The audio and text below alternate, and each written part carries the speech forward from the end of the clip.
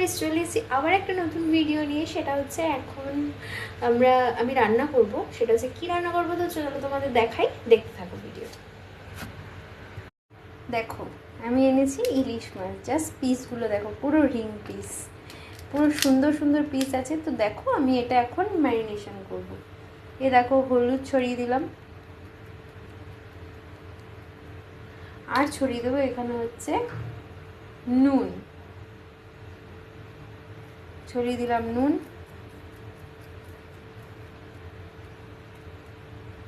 এবার হচ্ছে মাখিয়ে নেব। তো চলো দেখতে থাকো। একটা বাটি নিয়ে নিয়েছি, এর মধ্যে এখানে দেব 1 চামচ মতো সর্ষে,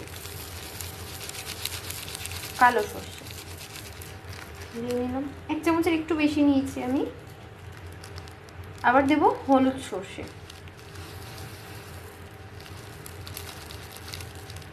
দিয়ে নিলাম। এইখানে দেব পোস্ত, সেম পরিমাণ পোস্ত। আর দিয়ে দেব কিছু কাঁচা লঙ্কা, দেখো দিয়ে দিলাম, ধোয়া আছে, ঠিক আছে। এবার এখানে দিয়ে দেবো জল। কিছুক্ষণ ভেজার পর এটা ম্যারিনেশন করতে হবে। তো চলো তোমরা দেখতে থাকো। দেখো, এখানে নিয়ে নিয়েছি একটা মিক্সিং জার।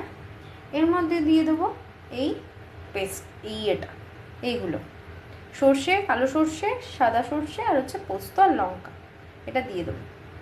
তো চলো, এটা করার সময় তোমরা অবশ্যই হালকা নুন দিয়ে নেবে। দেখো আমি নুন দিয়ে দিলাম। তো চলো পেস্টটা নিয়ে দেখা হচ্ছে। এই দেখো, মিক্সিং জারে মিক্সটা করে নিচ্ছি। তো চলো দেখাচ্ছি।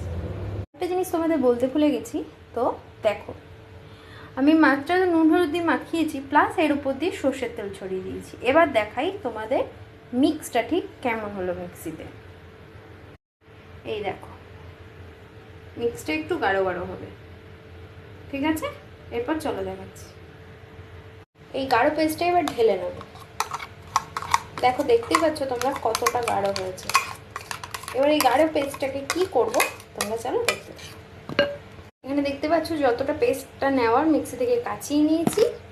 এইবার দেখো, আমি শুনেছি মা ঠাকুমাদের কাছ থেকে বাটি ধোয়া জল দিলে রান্নার স্বাদ নাকি খুব সুন্দর হয়। এই যে মিক্সির গায়ে যে লেগে আছে, সেইটাকে আমরা ভালো করে কাচিয়ে কুচিয়ে দিয়ে দেবো এই জলটা।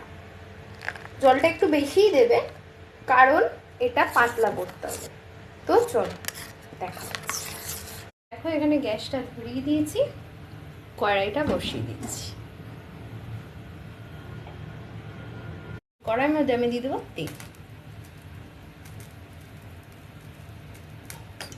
তোমরা এবার অনেকেই কমেন্ট করবে যে সর্ষের তেল দিলে না কেন, সাদা তেল দিলে, সর্ষের তেল তো মাছে দিয়েছিলে।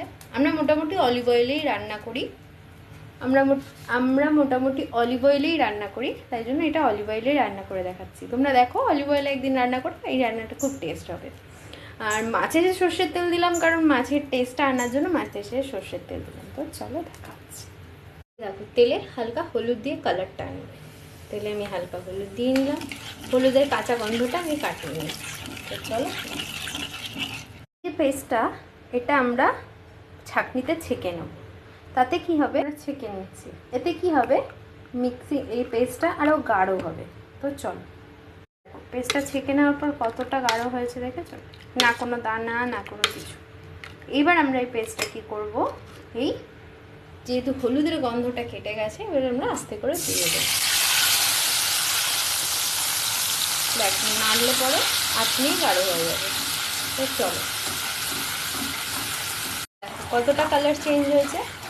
এবার কি করব, আস্তে আস্তে আমরা মাছগুলো দিয়ে দেবো। 1 2 and 3।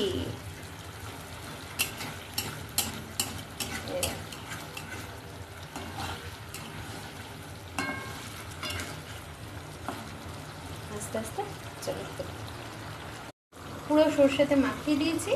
এবার দিয়ে দেবো হালকা জল। 3 থেকে 4 মিনিট ফুটিয়ে নিয়েছি আমি, জাস্ট এই মশলাটা দিয়ে ঢেকে। এবার দিয়ে দেবো হালকা জল।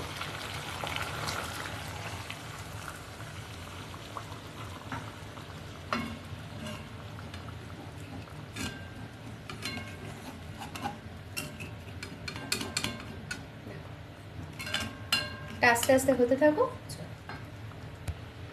আমার গেলে আমাদের রিমারাদি উঠে গেছে ঘুম থেকে। তো চলো ইলিশ মাছটা কত দূর হলো দেখ।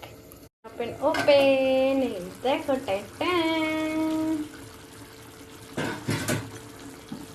এখন হয়ে গেছে। এর মধ্যে দিয়ে দেবো আমি কিছুটা কাঁচা লঙ্কা ছড়িয়ে। ওরা দেখতে পাচ্ছ একটা মাছ কিন্তু ভাঙেনি। এই যে গ্রেভিটা এটা এরমই থাকবে। এই ভিডিওটা কেমন লাগলো ইলিশ মাছে তোমরা প্লিজ এরকম করে কমেন্ট করে জানিও। আর এরকম ভাবে একবার এই ইলিশ মাছটা রান্না করে দেখো, জাস্ট আঙুল চেটে খাবে। তোমাদের রিমোর আছে তাই বলছে। তো চলো বাই, গুড নাইট।